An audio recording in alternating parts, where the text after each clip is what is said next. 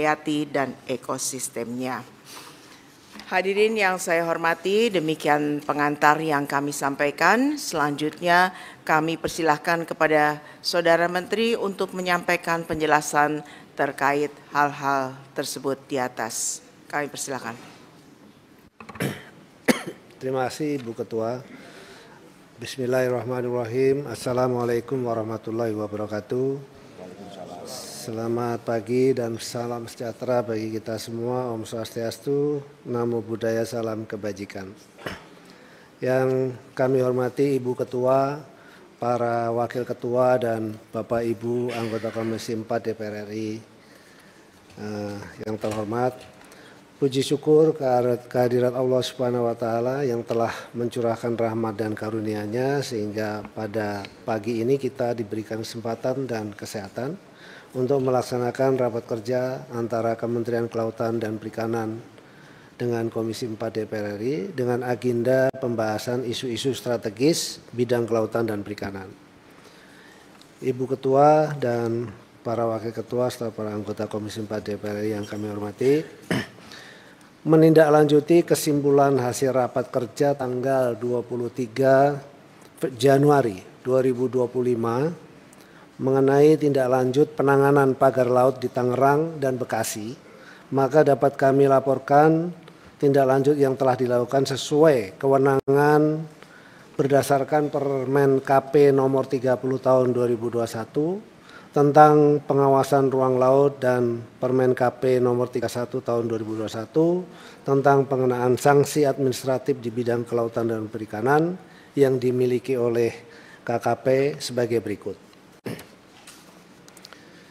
KKP telah menindaklanjuti pelanggaran pagar laut di Tangerang dengan melakukan penghentian kegiatan penyegelan dan melakukan pemanggilan saksi-saksi untuk diminta keterangan dan klarifikasi. Berdasarkan hasil pemeriksaan dan bukti-bukti yang ada, maka telah ditetapkan 2 orang sebagai penanggung jawab pembangunan pagar laut, yaitu Saudara A selaku Kepala Desa dan Saudara T selaku perangkat desa. Pelaku telah mengakui dan bertanggung jawab terhadap pemasangan pagar laut serta bersedia membayar denda administratif sesuai peraturan yang berlaku.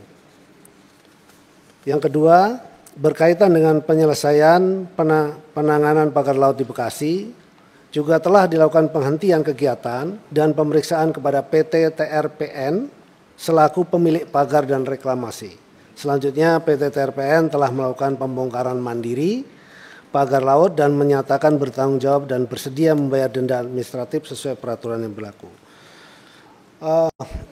Ibu Ketua, para Wakil Ketua dan seluruh anggota, khusus untuk pagar laut di Tangerang, kami sekali lagi menyampaikan bahwa sudah ditetapkannya 2 pelaku setelah melalui sebuah proses yang begitu panjang.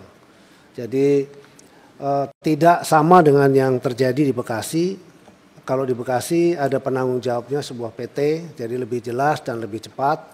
Sementara kalau yang di Tangerang memang tidak diketahui siapa.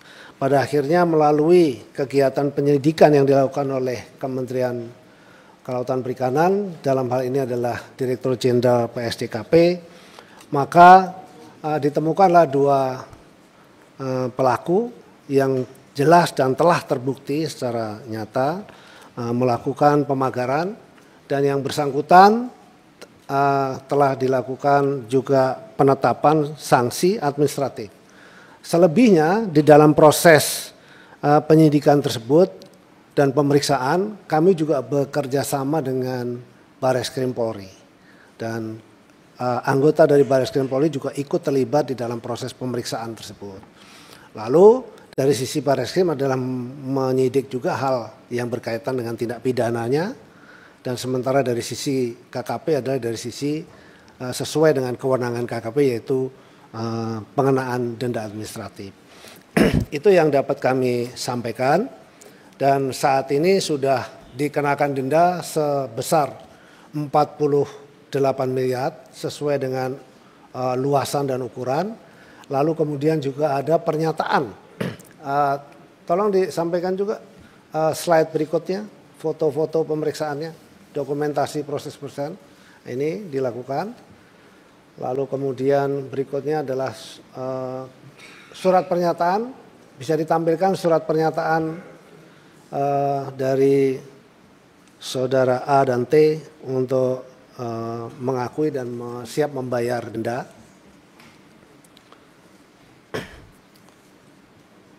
Kalau yang di Bekasi sudah lebih mudah karena memang dilakukan ada atas nama perusahaannya.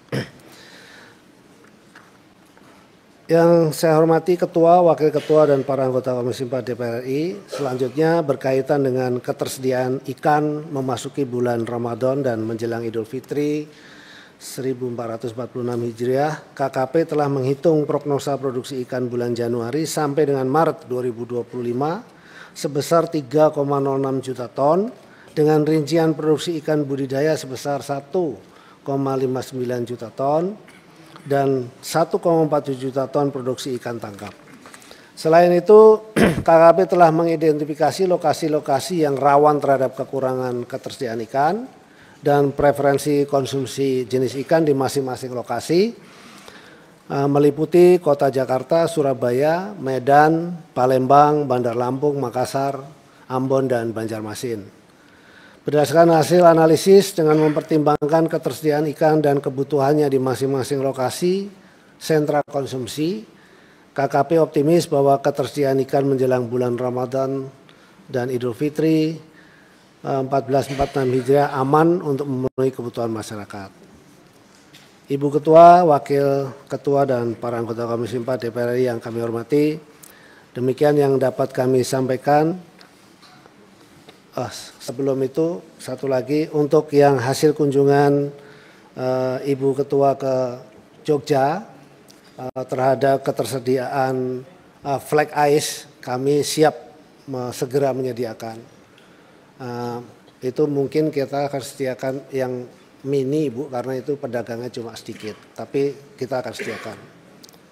Selanjutnya untuk yang di Malang terhadap kenaikan harga karena cuaca, kami bisa memastikan untuk menyediakan stok dalam rangka kebutuhan di bulan Ramadan dan Lebaran.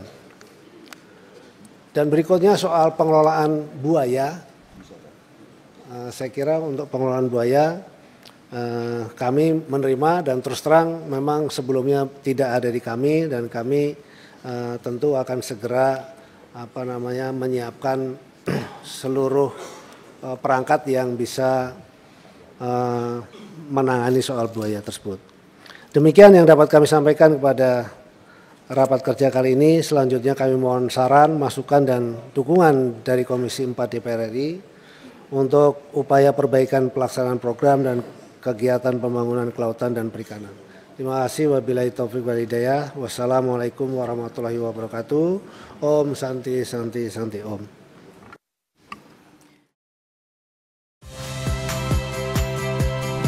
Saya Rahmat Ibrahim. Saksikan program-program Kompas TV melalui siaran digital, pay TV, dan media streaming lainnya.